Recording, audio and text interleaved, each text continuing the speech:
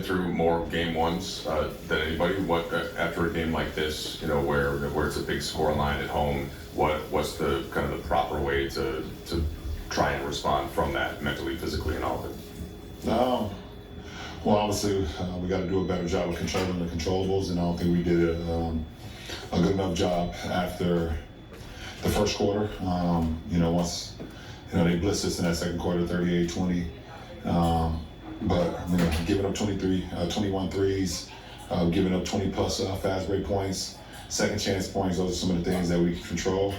Obviously the 3-point shooting, we know they have a lot of lasers, they have a lot of guys that can shoot from the perimeter. So we got to do a better job of closing the bodies and getting out on shooters. So, we'll get back in the film room tomorrow, look at the things that we did well, some of the things that we didn't do so well, and continue the game plan for game 2. We have a couple of days to prepare for it. Rob, both AR and JJ mentioned that they felt like one of the factors tonight was the physicality being something that maybe caught you guys early on in the game. Were there any things that you saw that gave you belief that you figured out how to counter that as the game went on, that you can take into game 2? Well, definitely. When you play in a Minnesota team, you gotta be physical. That's what they bring to the table. So, maybe it took us one playoff game to now get a feel for it and know what the type of intensity, the type of physicality that's gonna be brought to the game. But that's just the way they play. So we should be more than prepared for that on Tuesday night. LeBron, obviously you guys are going to meet game 2 with a sense of urgency, but what's sort of the right approach to a game 2 when you're down 0-1 in terms of still being calm and understanding kind of the big picture of things while also knowing that it's obviously an incredibly important game? No, we understand that. They took home court from us tonight, as far as the series, but we have an opportunity even the series out on Tuesday, and we have to play a much better game than we did today. Like I said, we have to control the controllables, and if we do that, we're going to give ourselves a much better chance to win than we did tonight. You mentioned one of the first answers there, the Timberwolves 20-plus fast break points is a key factor. How much of that did you see as a result of just you guys missing shots close to the rim and near the rim, and then running out just from there? No, we did a great job later on. Throughout the whole season, we did a great job of not allowing teams to get, fast break point after fast break point after fast break point. Like I said, those guys are 10 for 15 and 25 points on the fast break.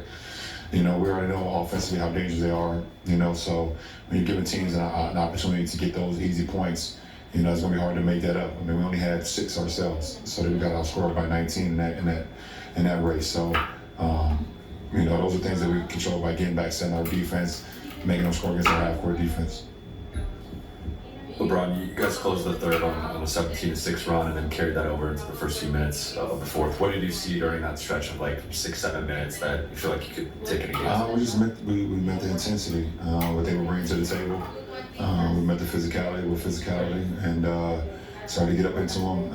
Allowed us to get some turnovers, allowed us to get some extra possessions, and it allowed us to get back into the game. So, like I said, sometimes it takes a quarter, 2 quarters, a full game to get used to playoff basketball once again. So it shouldn't be no surprise on Tuesday. LeBron, to your right, when you talk about controlling the controllables in the second and third quarter, what comes to mind at those times? Offensive rebounds, giving up open shots to lasers, not being in the right position. So there's a lot of factors that allowed them to build that big lead up to 27. LeBron, Minnesota was able to kind of penetrate, driving kick, they converted a lot of those corner threes and things of that nature. How much of that was just a team getting hot and hitting their shots, and how much of that is part of the controllables and things that you can prevent? We're gonna look at the film and break it down. There's some that was just great plays by them. We're all NBA players. We know how to make plays. Some of the things we could have control, but we watch the film and see ways we could be better with our rotations going into game 2.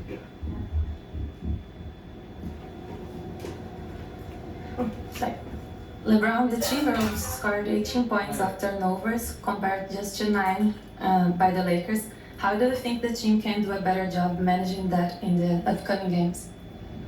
Well, obviously, taking care of the ball versus a team like this is very important. But anytime in the postseason, you got to take care of the ball, you know. And if you turn the ball over, you got to try your best to get back, you know, and transition and not allow them to get points. Like you said, they had 18 points off our 13 turnovers, and we only had 9 off their 10. So we got to do a much better job of trying to turn them over, and at the same time, do a better job of protecting the ball, you know, and not having as many turnovers for us, you know, especially at home. I appreciate it.